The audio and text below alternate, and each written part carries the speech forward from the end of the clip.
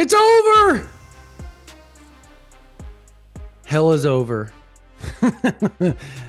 That is the 6 and 7 season that Oklahoma put together this year. My name is Brandon Drum. I'm here with Parker Thune. Welcome to the final version of the OU Insider Under the Visor Sooners Postgame Podcast. We're here to break down Oklahoma's 2021 loss to Navy today. 21-20. 21-20, excuse me, whatever. 2021 makes it sound like that was 3 years ago. That was 2 years ago. Yeah, 21-20 in the Lockheed Martin Armed Forces Bowl. There's a lot to talk about, a lot of frustrations to get out. But before we do that, we're going to pay some bills. Yeah, folks, this podcast is brought to you this week and every week by the great folks at Jani-King, the greatest team to ever clean, and a proud partner of OU Athletics, delivering spotless results from stadiums to any size business across the country. Check them out at janiking.com for unbeatable commercial cleaning services. JANIKING.com. Thanks to Jani-King for their partnership. This pod also brought to you in part by Prize Picks. Brandon, what's the play of the weekend for you? Yeah, so USC, right?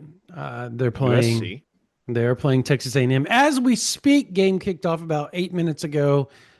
So you can't put a play on the first half of anything. But we all know that USC has they've gotten better on defense, but their defense isn't exactly killer bees right now.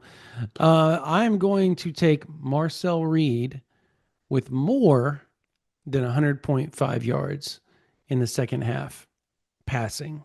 More. So I'm going to take the more on Marcel Reed, Texas A&M quarterback. All right, folks, Prize Picks.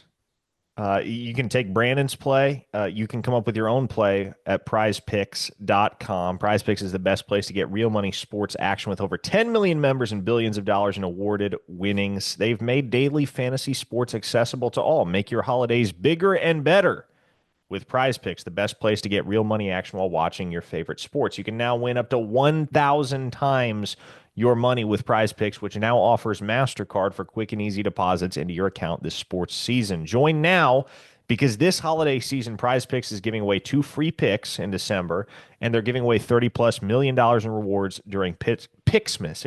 Download the app today and use code OU Insider to get $50 instantly after you play your first $5 lineup. Again, $50 immediately when you play your first $5 lineup at Prize Picks. Run your game. Okay, Brandon. I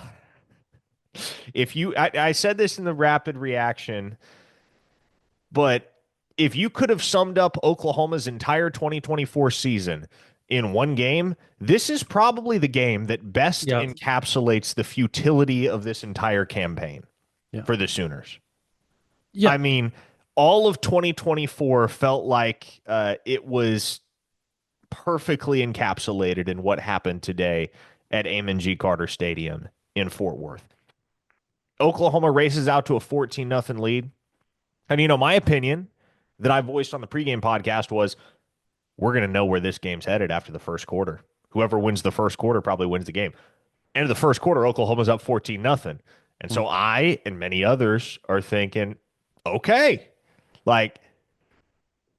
this thing's in the bag. This might get out of hand. Oklahoma could turn this thing into a rout. They might run away from Navy, especially the way the offense was looking with Michael Hawkins at the controls in that first quarter.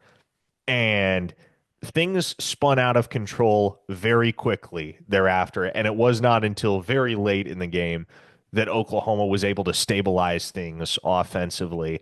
And as has been the case so many times throughout the season, when you have an offense that isn't scoring and really isn't even moving the ball, at a certain point, the defense is going to crack. And that has happened all year for Oklahoma. It happened again today. I will say this. Oklahoma scored 3 offensive touchdowns in the same game for the first time since September 14th. So that's something. Mm-hmm. But that in itself tells you just how futile the last 3 months of football has been in Norman for this program. Yeah, this game, in my head, in the first quarter, I was literally sitting there thinking, It's going to be really cool to get Casey Thompson out there and watch him score a touchdown as an Oklahoma Sooner with the way this thing's going. And then Oklahoma has the drive. They in the first quarter they're driving the ball. And then it was almost like the second they started the second quarter, everything went downhill and it went downhill. I even tweeted, this was one of the worst second quarters I've ever seen. And there were some bad second quarters for Oklahoma. That was bad. It was like, and I think it felt maybe worse than it was at the time because the first quarter was just perfection. It really was. And then I really don't know what happened. I can tell you what happened. And this is just my opinion. Okay. I think, and I'm not hating on Joe John here because he's a new play caller. So everybody needs to he was kind of thrust into a position that as the play caller that he wasn't to start the season. So that's hard on anybody, but you're running the ball well. Gavin Sawchuk is running the ball well. Michael Hawkins running the ball well. Xavier Robinson running the ball decent. He wasn't great, but he was running the ball decent. You get away from that and you start trying to chunk the ball around. And on top of that, you throw in Taylor Tatum, right? You threw in Franklin for screen. Not only did you throw it for pop screens, but you tried it 2 plays in a row. And he dropped both of them. And he dropped both of them. Again. Didn't see the field again, which good because he should not have seen the field before Xavier Robinson and Taylor Tatum in the first place. Can I be honest? Before they got away from Sawchuk, do you understand? Does people understand that he was averaging over like 7 yards a carry? And they're just like, yeah, we're done. We're done. We're done handing the ball off. We're done running Michael Hawkins. And guess what? They got away from it. But they got away from it so far that when it got to 4th and 1s, they couldn't even get that. Once you start taking away the physicality away from the offensive line after you established it and get them out of the groove that they started, it's over. That's why I didn't take the 2-point conversion, but that's a whole other story. We'll get into that here in a minute. Here's what I will say, Brandon. Brent Venables has some fantastic men and fantastic football coaches on his staff. We know these guys. We've interacted with these guys on many an occasion over the course of the last 3 years. All A1 human beings. You understand why Brent Venables handpicked them. I have relentlessly defended some of them for the jobs that they have done individually in the face of criticism, and I will relentlessly defend some of them individually for the jobs that they've done. But I have never questioned this staff more than I did today. And this is saying something after this year, by the way. This is my opinion. I'm not saying this is the truth. I felt like when they went up 14-0, they figured they could ease off the gas. Because, Brandon, it felt like it, didn't it? When you have a walk-on playing linebacker in the second quarter of the football game, and this is no knock on Owen Heineke because he's a good football player. He at one point earned a scholarship for a semester at Oklahoma. He comes very highly regarded in that locker room for the player and person that he is. But when you have a walk-on playing meaningful snaps at linebacker in the second quarter, what am I to conclude? Because the natural conclusion is that you feel like, oh, it's a bowl game. Oh, we got a double-digit lead. We got a multi-possession lead. We're just going to make sure we empty the benches, get everybody some run, and get on out of here. Well, guess what? You were going toe-to-toe with the United States Naval Academy. And if there is one program that is not going to just wave the white flag and call it a day when they go down by multiple possessions, it's Navy. It's a team full of soldiers. And it starts at the very top with their head coach, Brian Newberry, whom I gained a ton of respect for. Was not really familiar with him until this bowl matchup was set. Love Brian Newberry. have come to just absolutely love him and everything he's about over the course of the last month or so. But when you are playing a walk-on linebacker in the second quarter of a postseason game that determines whether you finish 6-7 or 7-6, which doesn't mean much to some people, but means a ton to others. Mm-hmm. And quite frankly, you need that win in order to avoid the hot takes and the blanket opinions that are going to be levied after the game if you go 6-7, as we've already seen. You got to win the football game. You got to play to win the football game. And it doesn't feel like you're playing to win the football game. Or rather, it feels like you are of the opinion the game is already won when you have Owen Heineke playing linebacker in the second quarter in the red zone. That kind of goes into where I wanted to go with the conversation of people. Some on Twitter, it doesn't matter if you're 6-7, 7-6. The hell it doesn't. The hell it doesn't. This whole notion that bowl games don't matter, Parker, is the dumbest thing I've ever heard. Because guess what? And I know people want to throw in, well, you had an easy schedule, and that's why they were 10-3 the year before. They had almost the exact same schedule, except for kind of flipped the year before in 2022, and they went 6-7. And what mattered is it felt like it was a win. Even though they lost, they went up against a 9-3 Florida State team that was viewed as a team the next year that we saw what they were. They were undefeated, and they had them on the ropes. It felt like a win, even though it was a loss, and propelled them to 10-3 the next year.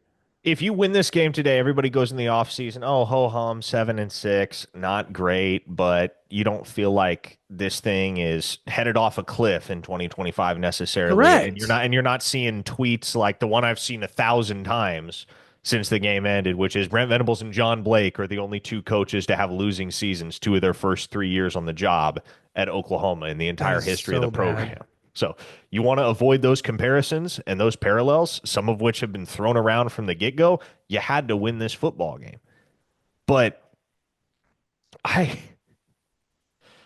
find it very, very difficult to feel the same way about the 2025 season that is ahead as I did about the 2023 season that lay ahead after the Sooners took Florida State to the wire in the 2022 Cheez-It Bowl, because they played a phenomenal football game against a phenomenal football team.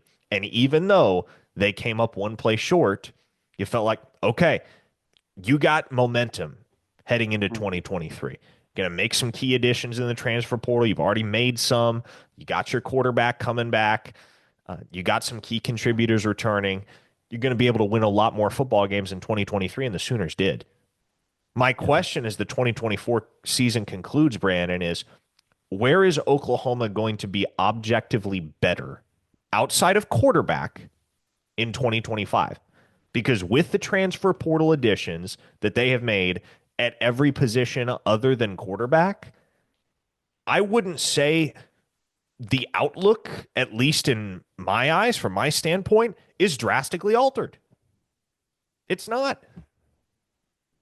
You don't think your opinion of next year is drastically altered? Is that what you're saying? No, what I'm saying is my opinion of each position group based on the portal additions that they've made has not measurably changed outside of quarterback. No, it hasn't. I will say this, despite the lackluster short yardage situation, I know I'm going to catch heat for this comment, and I really don't care. The youthfulness that the offensive line was this year will pay off. It will pay off long term. Now, am I saying that it's going to be leaps and bounds better in 2025? You hope. But I can't unequivocally sit right here and say that's what's going to happen. Do I think they're going to be improved? Yes. I think the addition of Derek Simmons improved. I think getting a healthy Jake Sexton back, you're improved. I think getting a healthy Jake Taylor back, yes, you were improved. I think getting EPL more reps, improved. Logan Hallen, improved. Yes, you're going to be improved. But is it going to be enough to win more than 6, 7, 8 games? I can't, in good conscience, sit here and lie to an OU fan and say I believe that, because I don't. Because they're going to have to show me on the field. Yeah. At this point. I went too broad too fast, and that's on me. Let's bring it back to this game. Yep. Where do you even start with all the mistakes that occurred, Brandon? Okay, so you had a missed field goal. You had 2 failed fourth down conversion attempts. You had 1 turnover on a fumble from Michael Hawkins. You had a 56-yard touchdown run by Hawkins that was called back due to a holding penalty. But the theme of the day offensively for Oklahoma, the mistake that kept rearing its ugly head over and over and over again, was drops. 7 drops in this football game for Oklahoma. 7. Michael Hawkins had a 70-yard touchdown pass to Zion Reagans that he put right in his hands. Yeah. And the pass was dropped. Zion Kearney. What I am not going to sit here and do is nitpick Michael Hawkins' performance. He made a couple of mistakes with his eyes in the passing game, tried to make a couple of throws he probably shouldn't have made. They didn't end up costing him. He did fumble the ball once, but that kid went 28 for 43 for 247 yards and 2 touchdowns today. Rushed 17 times for 61 yards on top of that. And again, he had 2 plays that should have been touchdowns that weren't due to factors outside his control. He played a dang good football game. It was a good enough football game to win. He got no help from his receivers. On a positive note, I will say this. Ivan Carrion had a really nice day. 7 for 72, 7 receptions, 72 yards. He was reliable. He was the only guy that was consistently reliable throughout this football game. Move him to tight end. And I want that as well. I think that is what makes the most sense. But man, I am impressed with Ivan Carrion. I have seen more good from Ivan Carrion in 2024 than I figured I would. And that was partially out of necessity because you didn't anticipate a guy like that would have to play because of how many guys Oklahoma had on the depth chart ahead of him. But strong marks for Ivan Carrion today. Feel great about where he's headed in 2025 and beyond, especially if you manage to turn him into more of a tight end than a receiver, albeit a Mark Andrews type where he's splitting out wide more than he's lining up in line. Feel great about Ivan Carrion, but man, Zion Reagans, and I know he's got speed. I know he's got lots of it, but what else is there right now? What else is there that justifies as many snaps as he saw in this game and that he saw all season? Because he's undersized right now. He needs to add weight. That much is painfully obvious. There's scarcely any contact balance or ability to absorb a hit. And again, he had a chance to make the biggest play of the day for the Sooners. Glances right off his hands. Wasn't his only drop in this football game either. He had another that went as a post pass. Yep. Post route. And he just stuck one hand out, which what the hell? Like, what? I found myself asking that question so many times. I was like, when he did that, I was like, did you not want to catch that ball? I don't understand why you just stuck one hand out. We're like, yeah, maybe I'm going to just OBJ this or something. Like, bro, you're 5'9", 142. Unless you've got 1 foot long hands that we have never seen in person that maybe I never paid attention to, you weren't ever going to be able to make that type of catch. I don't get it. I thought Zion Kearney had his moments where he played pretty good. He had some really bad drops though. That drop where Hawkins is running around and Yep. he goes and he gets open. He's short and he the scramble drill. If you're short, you go long. If you're long, you go short. If you're middle, you go across. You go across the field. All that type of stuff. He he goes deep. And was it underthrown? Okay, you can make a justification of underthrown. It still hit him right in the chest. Yeah. He takes off running before he catches it and leaves the ball Mm-hmm. on the hash mark. I'm like, bro, you have to take that with you if you want to score. Um, I give it up. Look, Jake Roberts played a hell of a game. He did, Um, man. He give it he up. Give it left up it to all him. out there in his last game Yep. as a Sooner, and you could Give it tell up he to was him. beat up Mm-hmm. at the end and after the game when we got the chance to talk to him. He was beat up about the fact that they didn't win this game, especially with the Again, it means something to these players, Parker. It means yeah. the Well, and fans that sit okay, there and say it doesn't. I just, and to me, this is my huge takeaway from yeah, today: is man, there ought to be an extra degree of appreciation for the guys that it very obviously means something to. yeah. And, Jake Roberts catching what could have been the game tying or winning touchdown with 6 seconds left. I love that moment for him. It's unfortunate that now it has to be a footnote to the Mm-hmm. third consecutive bowl loss of the Brent Venables era for Oklahoma. But I think this is most notably on display for me with Michael Hawkins at quarterback. And look, I've known and covered Michael Hawkins for many years. Love him to death, but I can be objective about it.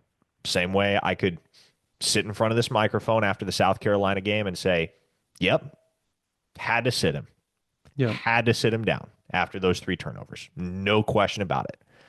But in a highly transactional era of college football, where you have parents of OU players loudly proclaiming to total strangers in the family section of the bowl game that their kids have XYZ enormous financial offers on the table from other schools elsewhere. And yeah, that happened today. I'm not naming names because it's not my place to do so, but that happened.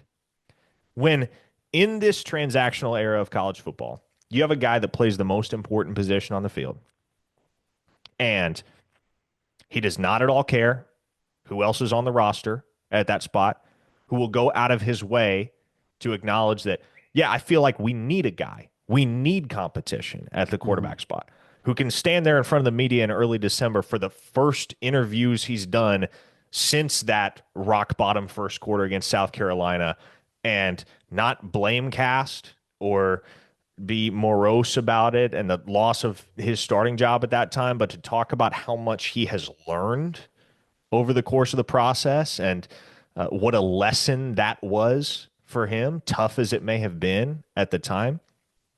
When you have a kid like that on your roster that is so vocally about the name on the front of the jersey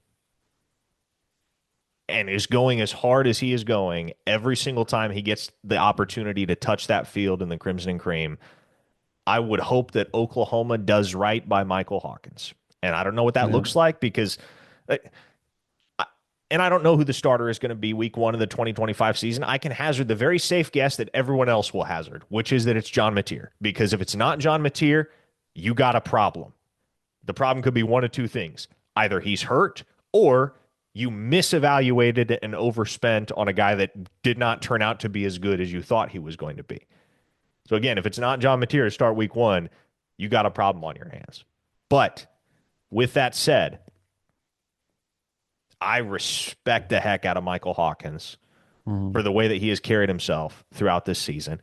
And I think there are plenty of other guys on this roster for whom the OU brand and the opportunity to play football at the University of Oklahoma actually means something. Yeah. I loved to see Hawkins' buddy, Devon Mitchell, taking responsibility publicly when nobody asked him to, nobody prompted him to. He gets on Twitter after the game, says, hey, stop questioning Brent Venables and Joe John Finley as to why I wasn't on the field. I put myself in that position.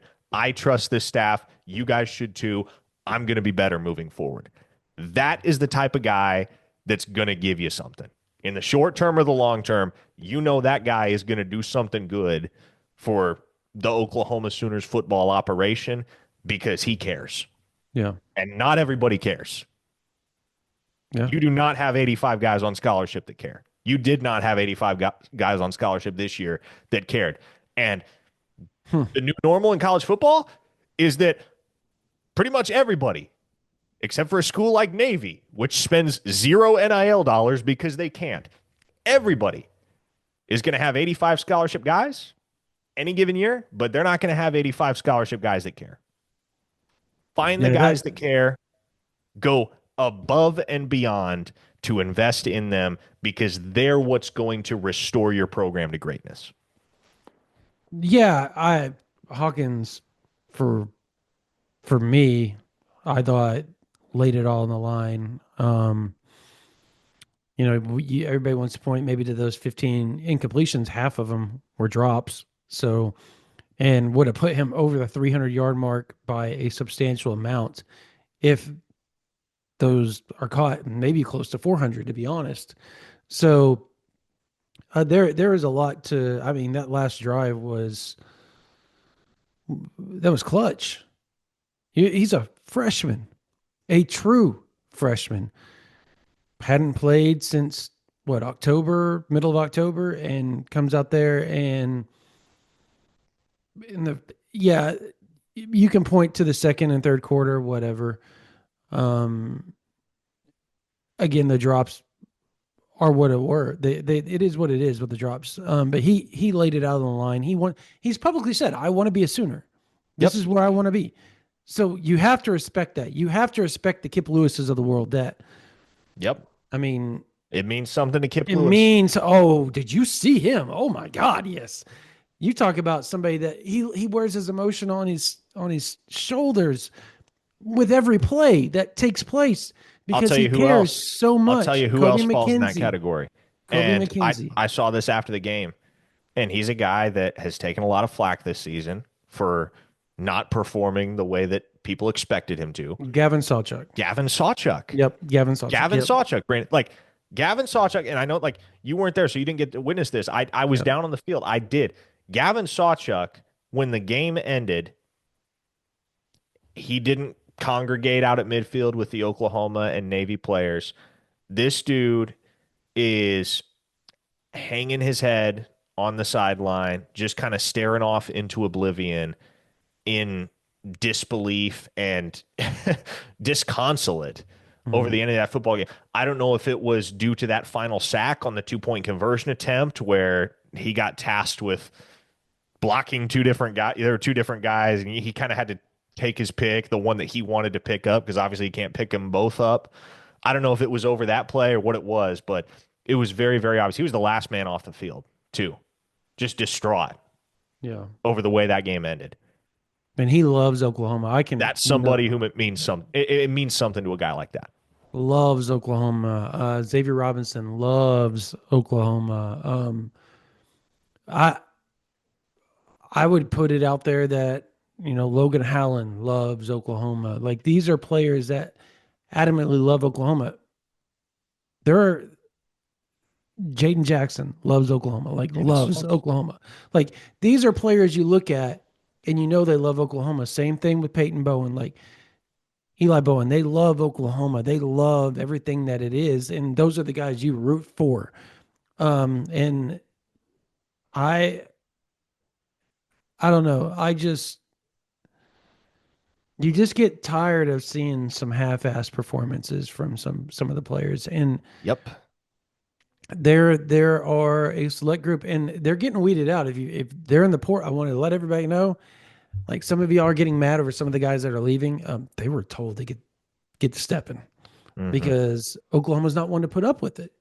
They are done with the prima donna attitude that has infiltrated and kind of caused I don't want to say a cancer, but more of a flu-like symptom inside the locker room that they just can't shake right now. And the way to shake it is to bring guys in. And so when you look at the portal right now, and actually before we get into that, Parker, let's dive into the 2-point conversion, because I think that's a controversial play. It was a terrible play call.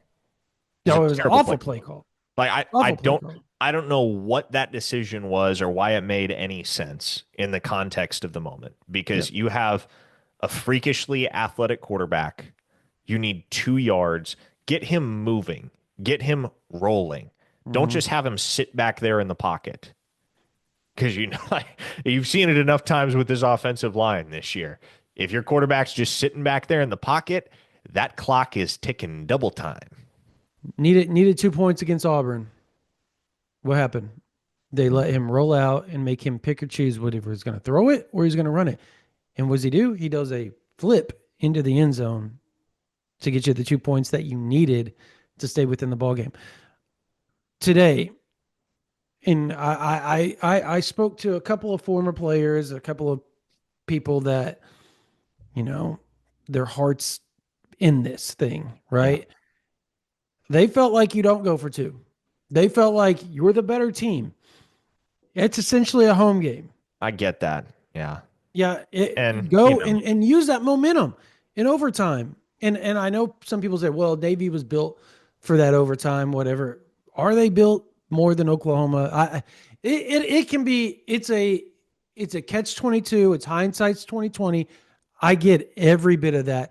I'm of the belief that I wouldn't have done it, but it, like you said, if you are going to do it, you don't put Michael Hawkins in the you don't seal him into the pocket and say, make your progressions real quick. You roll out, you get 1, 2 read. If it's not there, be an athlete, go win the damn ball game. That exactly. that should have been Because, that should have been the answer. yeah, if you're going to go for it there for the football game in your bowl game to determine whether you end up with a winning season or a losing season, you better come up with your best play call. And you can't tell me that was Oklahoma's best play call in It that was not. scenario.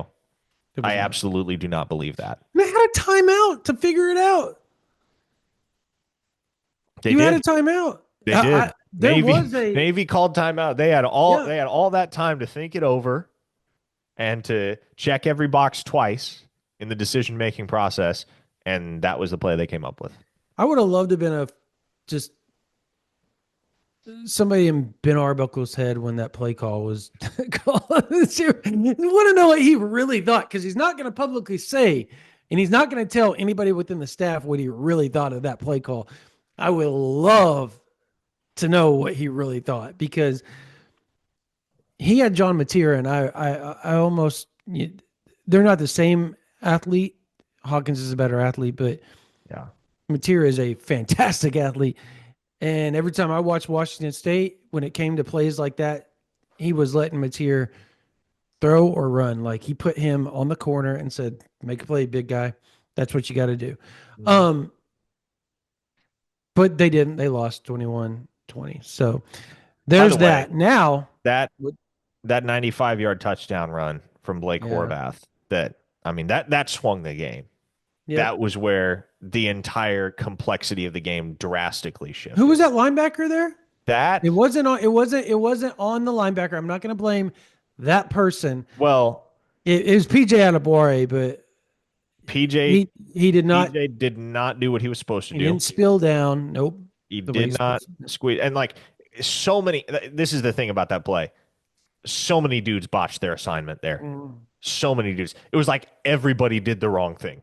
I don't know what hex was cast over Oklahoma football for that one snap, but it was just like everybody had no idea what was going Same on. one that was all year, except for the Alabama game Jaron Kanik is in lost. Auburn. Trace Ford is lost. Yeah. Peyton Bowen and Michael Boganowski are lost. Everybody's lost, and Blake Horvath is just lumbering down the field all the way to pay dirt. That was the slowest 95-yard touchdown run I've ever seen. And I everybody's hating on Peyton Bowen and the speed. He's going to have surgery on his foot, most likely. exactly. That's He not has 100% of three Peyton Bowen. broken bones he's been playing on the last 6, 7 weeks. People don't know that. Give it up to him for that. And he didn't Yeah. have to play in the bowl game. He The could have guy had that gets surgery already. commended for his effort on that play more than anybody Yeah. else is Woody Washington, who Yes, give it ran to him. Yeah. ran him all the way down and came up inches short of bringing him down before the goal line. And would that have made any difference to the outcome of the drive? Probably not. But Woody gets a pat on the back for a play like that. But outside of him on that play, everything else went wrong for Oklahoma on that singular snap, and it changed the entire course of the game. Yep. Before it was an awful play. I don't. There's not much more I can add to what you And said. well, and again, I asked the question, why is Jaron Kanik on the field in that situation? Was Owen It is the Heineke on third the field quarter. too? No, I don't think Heineke was. I Somebody think said that he was there. That's why I'm. it was, yeah, it was Kanik, it was PJ. They had several second teamers on the Mhm. field in that situation. But again, why? It's a one possession game in the third quarter. Yeah, I don't know that. I don't know. They got to figure that out this coming off season. Like play your dudes, and I assume they think Kanik is going to be one of those guys eventually. But I'm not even going to voice my opinion on that. I'm just saying I assume. So, um, Mm. I want to say before we get into like the big picture conversation here, Yeah. there's one guy I wholeheartedly and I'm going to defend. I'm going to talk about here. Ethan Downs deserves credit for being Ethan Oh, Downs at all he time. deserved so much better than this season, and he deserved so much better than the results he got throughout his career at Oklahoma. I mean, he leaves OU having arguably never played in a meaningful football game, a nationally meaningful football game. I guess save for OU Texas maybe That's it. last OU season, but Texas, yeah. never played for a conference championship, Well, I never guess played in a OU New Year's Six OSU, bowl if game. they won, they were going to the Big 12 title. They did not. They did not make the Big 12 title because of that. But I believe yeah, Ethan Downs will hear his name called on draft day in April. I do too. And if anybody Firmly deserves it, believe he that. does. Yeah, he deserves it. That guy, uh, multiple all conference selection. Fans hated on him at times, even when he was good, because he came in as this unstoppable force off the edge that everybody saw in high school. And he lived up to it to an extent, getting 5 sacks back to back seasons. But um, yeah, it's going to be it's going to be tough to replace him. I think people, I hope people realize that. Like, and I'm not talking just from on field perspective, I'm talking like across the board leadership. There is not a Yep. better leader. You missed the other two big leaders on the team today. And I believe if they were out there, you probably win. And that is Danny Stutzman and Billy Bowman. But they made the wise decision to not screw up their draft status. And they were still there cheering on their team. But, I mean, yeah, those two were missed drastically because that 99 yarder, if he's out there on the field, my son even said it, he goes, if Danny's out there, that play doesn't happen. Like, you are No, it doesn't. correct. You are correct. That's stuff for a no yard gain. So, Oklahoma was very fortunate to have a guy like yeah, Ethan Downs, a guy yeah, with his natural athletic ability and work ethic and leadership qualities that, just so happened to grow up in Weatherford, Oklahoma, and all he ever wanted to do be a was Sooner. be a Sooner. Yeah. So, big picture though. Hmm. Hmm. Do we want to go there? People are going to want to hear it. So, yeah, we got to Oh, go there. man. I don't even want to think about the big picture right now. Big picture. It's really hard to sit here and make people or try to convince people to believe that this can be better, regardless of what happened today, that it can be better. I and again, why I say bowl games matter because it does drastically change your perception of the next season. It does. And if you don't think it doesn't drastically change the perception inside the locker room, you're wrong. OU is lucky enough though that they're bringing in a new OC that is going to change some of the perception. And they're bringing in a guy that probably, if he was at any other place other than Washington State, was probably in New York City for the Heisman. Sure. Um, so that's going to change. That changes a lot. Having said that, what we witnessed today, I think, is the biggest thing I feared for this team. And I said it leading into this game. And you probably remember this too. I said the big deal for this game in particular was they had no transfers. They were the same team, 9-3 team as 3 weeks ago. Today, they were the same 9-3 team today as they were 3 weeks ago because they had no transfers, which Yeah. means they had all the cohesiveness. They had all the experience. On the flip side, Oklahoma is missing, like I said, they're two big leaders, the most boisterous leaders, doesn't matter, offense, defense. Billy Bowman, Danny Stutzman. You're losing Ethan Downs. You lost Jackson Arnold, who was another very vocal person within that locker room that everybody trusted. And I know you fans don't want to hear that, but he was. He was a huge leader. You got to find that. You're going to get the replacement for Arnold was obviously going to be Mateer, right? That's who everybody envisions being it. And as you said, if it's not him, it ends up being Hawkins, then you got big problems, and he's not the player that everybody thought he was, like you said. Or it just means Hawkins just drastically made a huge jump from today. As we saw, he made a huge jump from the last time we saw him against South Carolina. That means he made another big jump, which with his athleticism, I could believe that happening. I wholeheartedly can believe that happening. He I played think the he's going to best be, game of his young collegiate yeah, career. he's going to be before he leaves Oklahoma, he'll be a superstar. But you got to find that guy on defense. I imagine it's going to be Kip Lewis and R. Mason Thomas Yeah. at this point, but Well, they don't really have the skins on the walls that Stutzman and Bowman had, right? Like those dudes, they had skins. They were all Americans. Like no doubt. No it's doubt. tough. I mean, Mace is in that conversation after the 2024 season Yeah, he yeah, yeah, had. yeah, yeah, yeah, yeah. Um, And Lewis and with the certainly, two big yeah, plays. Yeah, yeah, but Kip Lewis, he's got the two Kip sixes, to his credit. And look, I'm encouraged by the defensive pieces that mhm, Oklahoma is going to have. There aren't a ton of questions for me on that side of the football. agreed. You're going to have Gentry Williams back healthy. You're going to have Yep. Kendall Dolby back Leader. Yep. healthy. Yep. You're going to Leader. have the Bowen bros. Michael Boganowski is going to be a year older and a year wiser. Reggie Powers is probably going to be ready to jump into the mix a lot more heavily than he was this season. Potentially I'm Dom Williams. Yeah. I'm super encouraged by the progression the gradual but steady progression that I've seen from Sammy Omasigo. I think he's going to be a tremendous football player for Oklahoma.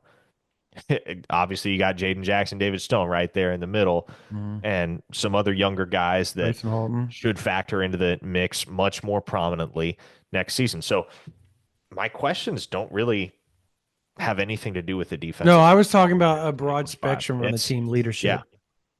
yeah. You got to me. That's really the only question is who the leaders are on that Mhm. defense. And again, I trust that there are enough guys that could possibly become that dude, that somebody will become that dude. I don't necessarily know who, but feel strongly that somebody will, just because of the amount of guys that could fit that description.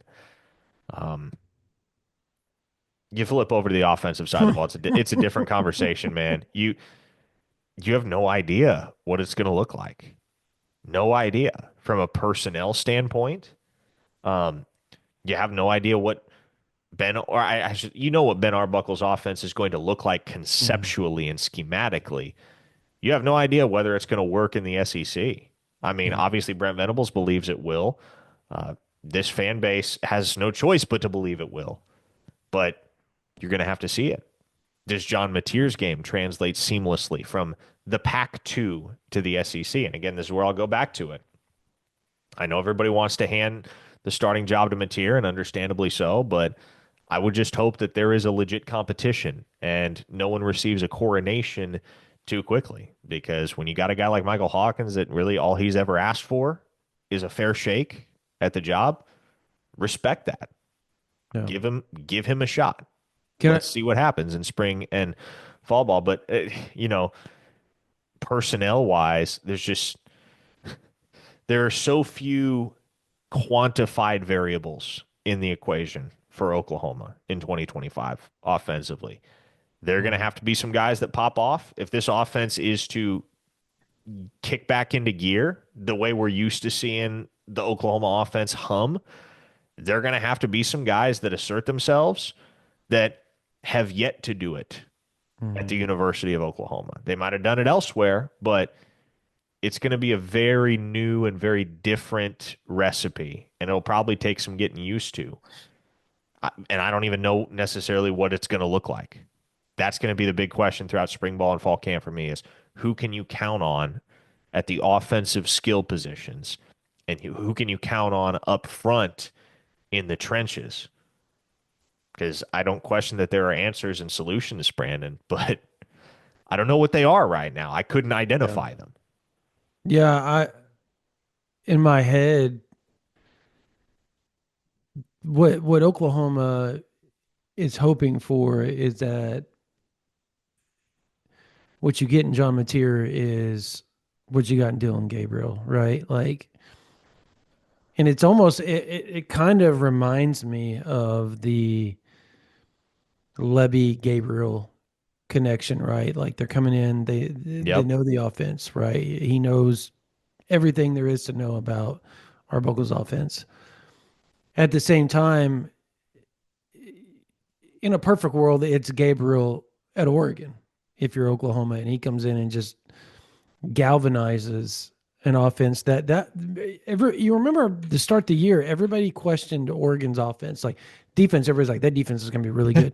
Yep. They weren't sure how everything. They thought Gabriel was going to translate into a Heisman type of season, and he did, but it wasn't a for sure thing, and that's kind of what everybody expects out of Mateer. So that's a perfect world scenario. I think the biggest question for me is what does DeMarco do with the running back rotation? Because I think we saw today, and it's Tatum's got, oh my gosh, does he have a lot to improve on?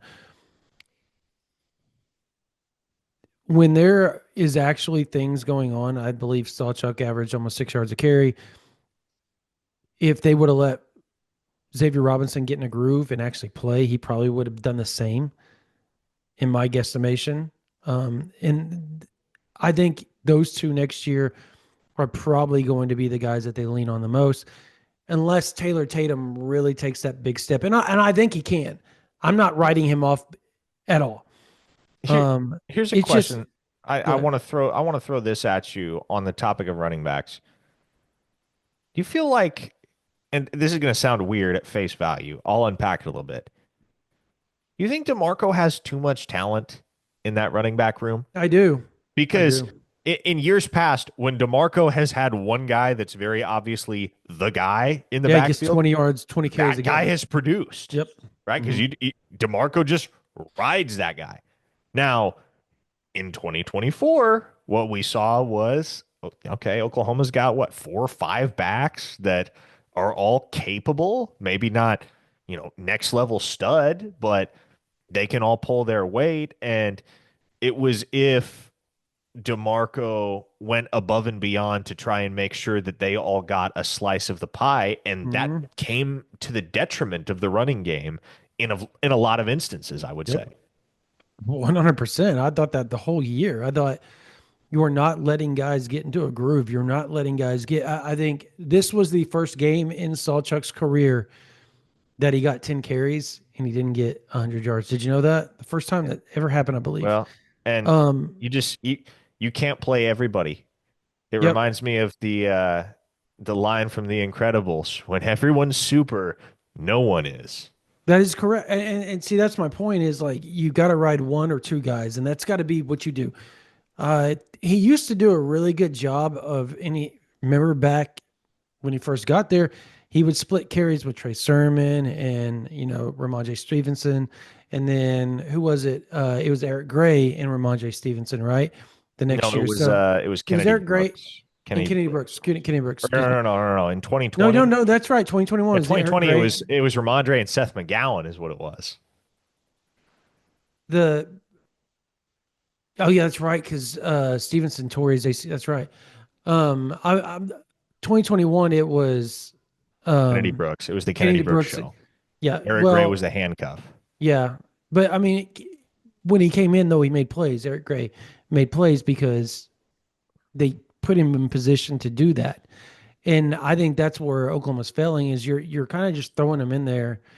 And I don't really understand sometimes. Like there was a lot of times this year where they throw Salchuk in, and you knew they were passing the ball because he was your best pass blocker, right? Best at picking up the blitzes. Like you knew they were not going to hand the ball off. If he came in there, it was a pass play.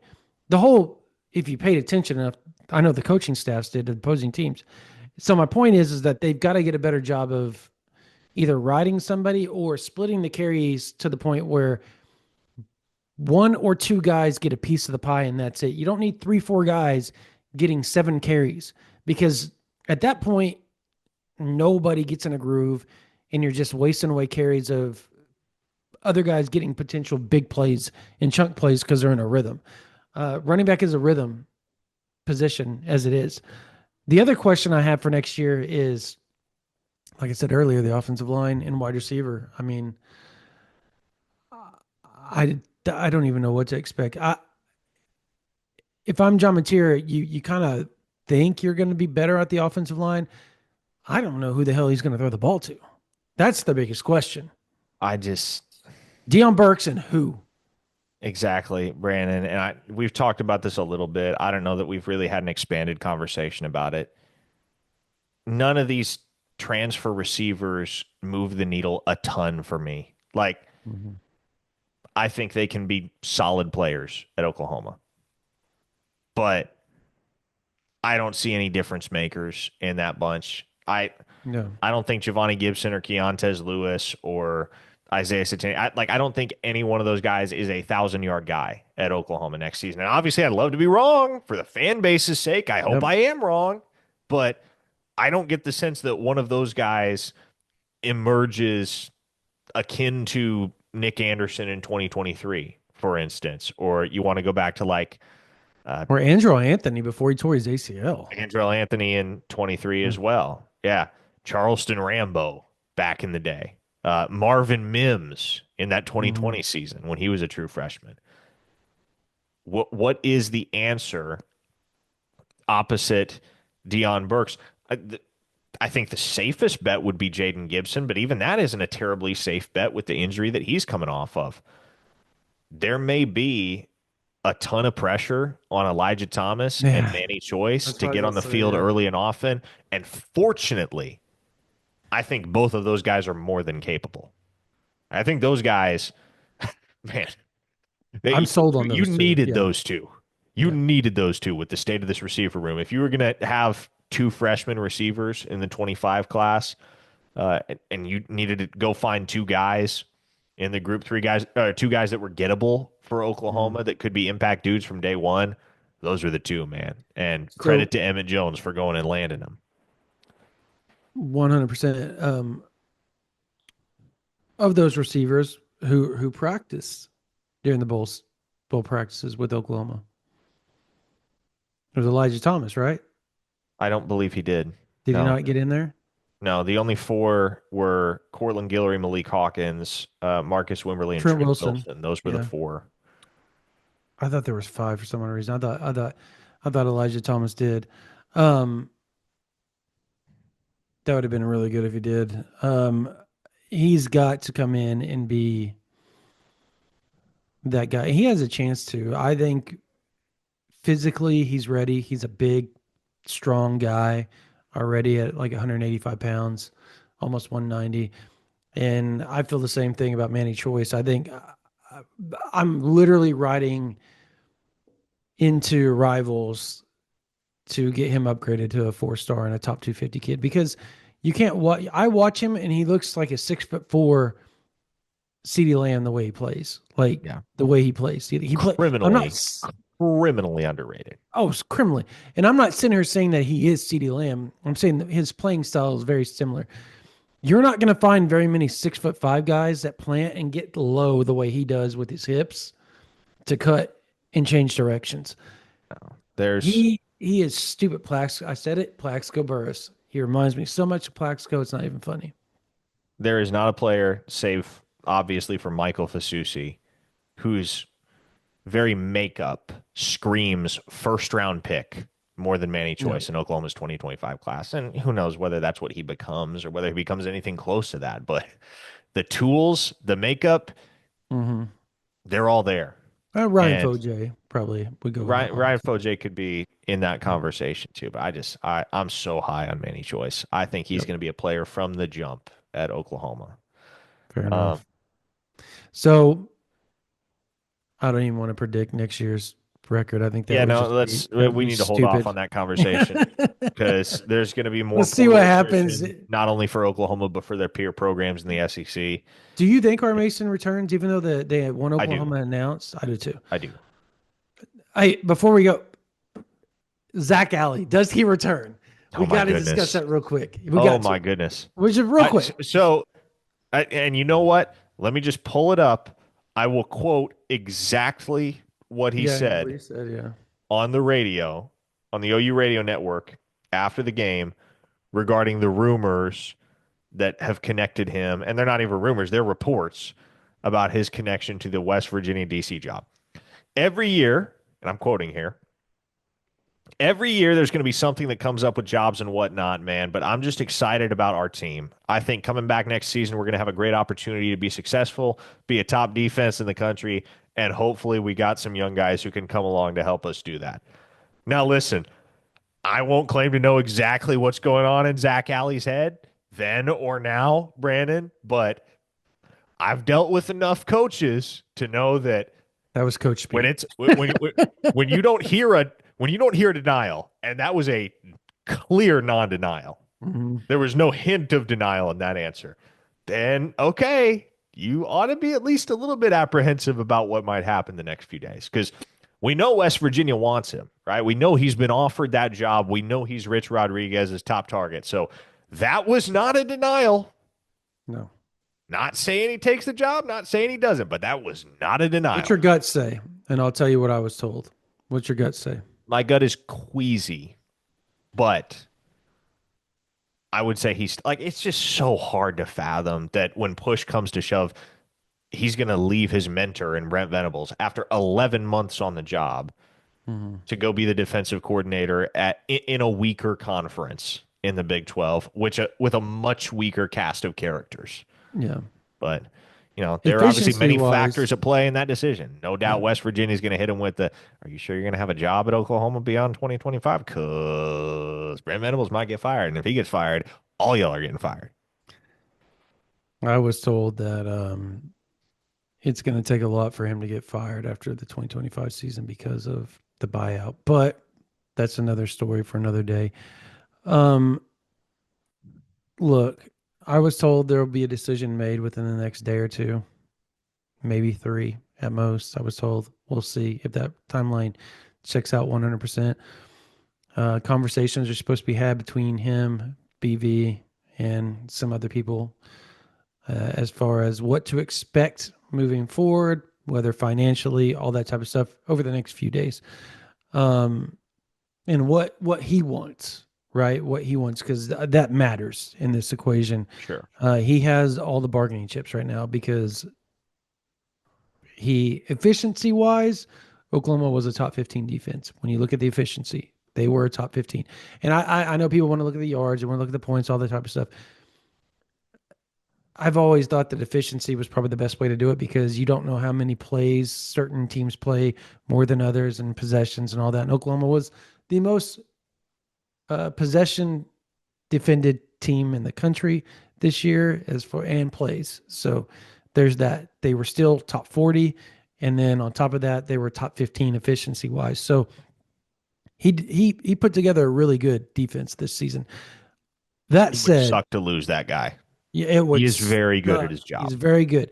I don't know what type of recruiter he's going to be just yet, but outside of the X's and O's part, the game planning part, he's fantastic. So you don't want to lose it because I think if you lose him, I think there are some orange flags, some very dark orange flags as warning signs that might be able to be waved of what the hell is going on within the program. So stability is not strong. And yeah, I think he stays though. I think people around the program within the walls of the Switzer Center feel he stays. But as Parker said, it it's not utter confidence. How about No, that? There's there some are nerves. there are nerves. Dominic Williams return? Yes or no? I say yes. I believe he will. Yeah, I think there will be an announcement here soon enough. So Here anyway, is my closing thought. go ahead. Here's the last thing I will say. This program is at a crossroads. Mm-hmm. This staff has a lot of things to figure out this offseason. One of the things that I think they have to figure out is what kind of a staff and what kind of a program they're going to be in this era of college football and what values they're actually going to espouse. Because Mm-hmm. what I don't think you can do is try to be everything to everybody, being every man's coach and every man's staff in this era of college football.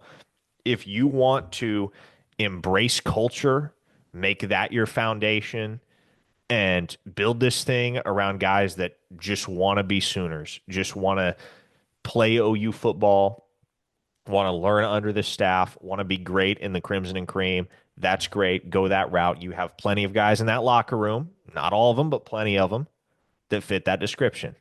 And you got a pretty solid nucleus.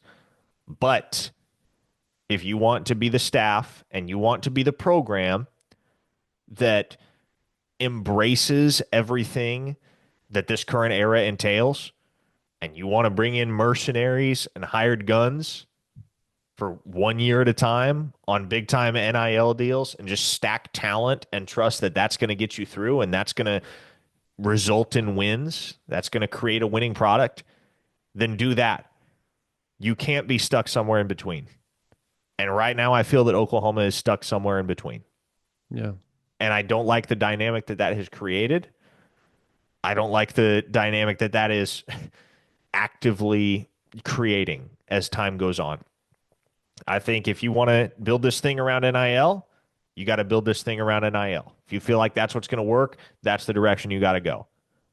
And if you want to build this thing around the OU brand and tradition and culture, and again, those guys to whom it means something, then you got to plow ahead unapologetic about that and let the chips fall where they may. Trust that the results are going to come. But it does you no good to have one hand in one barrel and one hand in the other. And I feel like to an extent, that's kind of where this coaching staff and this program is at right now. Mm-hmm. Yeah, because BV said that he tried to say the whole season's on him. He's got to be better. What what you're saying right now, I feel like he's thinking like that, but you don't want him to go harder than he already has on the players. And thinking that, Sure. okay, well, this didn't work, so now I got to go harder. The year that they were 10-3 was the most lax year, and I've been told that by players' parents, everybody. That was the most lax offseason in comparison to 2022 and 2024 that they had. They were the most rested. They were the most fresh. And I think there's something to that. I really do. I believe that wholeheartedly that they tried so hard to be rough and tough for the SEC and get these guys ready that they wore the players out. They injured them a little bit, maybe went a little too hard with the physicality. You probably need to rein it back a little bit. Here's a very practical example of what I'm saying or what I'm advocating for. If you have a player whose parent, like I mentioned, is up Mm, there in the family section loudly advertising the fact that their kid has $500,000 on the table from this other school that wants them to get in the portal, then you have to do one of two things. You either have to say, get the hell out of Dodge. I don't want you here. We don't want you here. Or you have to say, okay, we're going to pay you $600,000. Those are the two ways you can approach that. yep. Pick one, roll with it. Yep. Well, um, that's going to do it. Oklahoma lost 21-20 to end the season 6-7 in the Lockheed Martin Armed Forces Bowl. Look, there's still a lot going on. Obviously, the Oklahoma basketball program is on fire right now. They have a chance to be 13-0. 13-0 before they head to number 4 Alabama. That's neither here nor there. Um, they're moving up in the rankings. They're hot once again, but for the first time ever, the last two times Oklahoma started out 12-0, it ended up they went to the Final Four. So there's that. Not saying they're going to. I'm just saying historically that's what's happened. So we're gonna have a lot of coverage. Porter Moser's the basketball program. We're gonna have transfer portal. Junior days are starting up this month, and lots of them. We're, I guess, in January. This is still December. There's a lot of junior days going to be taking place. You're going to want to be on OU Insider VIP. If you are a college student and you got a .edu email, which you got emails from there. If you're a teacher, you have a teacher's email. If you are a armed forces, doesn't matter where you're in, what branch, and you have an armed forces email us ouinsider@rivals.com. Again, from a .edu, from your teacher's email, whatever school you're at, from that email, and from your armed forces email, your government email, active duty, military, by the way, email us ouinsider@rivals.com. We will send you a promo code to get OU Insider for a year for $11.95. That's a great deal. Not even $2 a month. It's an amazing deal. Thousands and thousands of OU fans already on there. It's super busy. Our board is hopping. It's been hopping. You're talking 30, 40,000, sometimes close to 60,000 views a day on there. It is wild. Lots of comments. The portal thread, I believe it's over 100,000 now as far as views go, and thousands of comments on there. It's awesome. Go there. Lots of portal information, lots of portal conversation. Portal is open all the way 5 days past the national championship game. Understand that. It is open. So there's going to be a lot of action. And then spring ball starts up shortly after that. But in between that, you got junior days. You're going to have lots of unofficial visitors. You will have spring practice. You will have baseball, basketball, women's basketball, softball, all starting up as well. And we're going to have all that covered for you on OU Insider VIP, plus spring football, plus the spring portal, which starts up. And that thing is always busy, busy, busy. Dominic Williams was last year's big get for Oklahoma. So there's always some big things going on as far as portal, as far as recruiting. Official visits are going to be kicking off here pretty soon as well. Be a part of it. 2026 class heating up. We're going to have all the information for you on OU Insider VIP. For everybody else, it's $9.95, $99.95 for a whole year. Come join us. Subscribe to this YouTube. Give us likes. Give us thumbs up. Help us get to 20,000. We're almost there. I think we're like 700 away from 20,000 subscriptions here. Give us 5 stars on whatever podcast platform you listen to us on. We want to thank you guys so much for joining us during this whole 2024 season. Thank you guys so much for always supporting OU Insider. Thank you, Jana King, for being a proud sponsor. Prize Picks as well. All right. For Parker Thune, my name is Brandon Drum. You guys have a blessed day. We will see you all very soon.